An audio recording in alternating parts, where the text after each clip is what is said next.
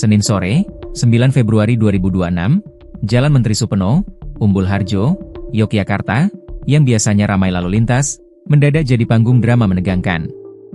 Seorang perempuan muda, inisial E, 21, warga Sukorejo, Kendal, Jawa Tengah, menjadi korban penjamretan. Namun keberaniannya membuat cerita ini berakhir berbeda. Awalnya, E tengah berboncengan menuju sebuah toko modern. Ponsel miliknya diletakkan di dashboard motor, seperti kebiasaan banyak pengendara.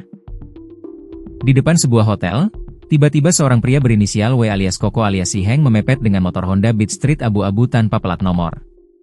Sekejap saja, ponsel itu raib digasak. Pelaku melarikan diri ke arah Jalan Pakel Baru Selatan. Tapi E tak tinggal diam. Ia berteriak minta tolong, memacu motor mengejar, sementara warga mulai ikut memperhatikan. Kejar-kejaran berlangsung hingga sekitar SD Muhammadiyah Pakel.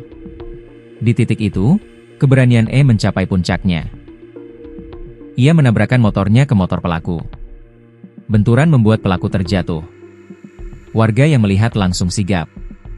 Dua saksi, Yunda, 22, asal Cilacap dan Handoko, 43, warga Umbul Harjo, ikut mengamankan pelaku. Tak lama, polisi datang.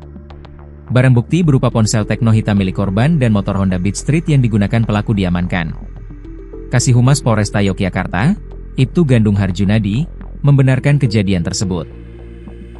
Pelaku beserta barang bukti langsung diamankan warga dan selanjutnya diserahkan ke pihak kepolisian, ujarnya. Kini, W alias Koko alias Siheng sudah berada di Polresta Yogyakarta untuk pemeriksaan lebih lanjut. Peristiwa ini menyisakan pelajaran penting. Polisi mengimbau masyarakat agar tidak meletakkan barang berharga di tempat yang mudah dijangkau pelaku kejahatan saat berkendara.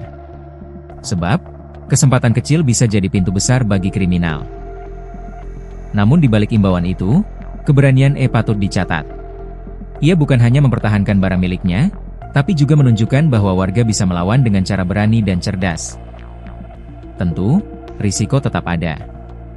Menabrakkan motor bukan tindakan ringan. Tapi keberanian itu membuat pelaku tak bisa kabur, dan warga pun bisa membantu. Senin sore itu, Jalan Menteri Supeno bukan sekadar jalur lalu lintas. Ia jadi saksi bagaimana seorang perempuan muda menolak pasrah, bagaimana warga bergandeng tangan, dan bagaimana aparat akhirnya menegakkan hukum.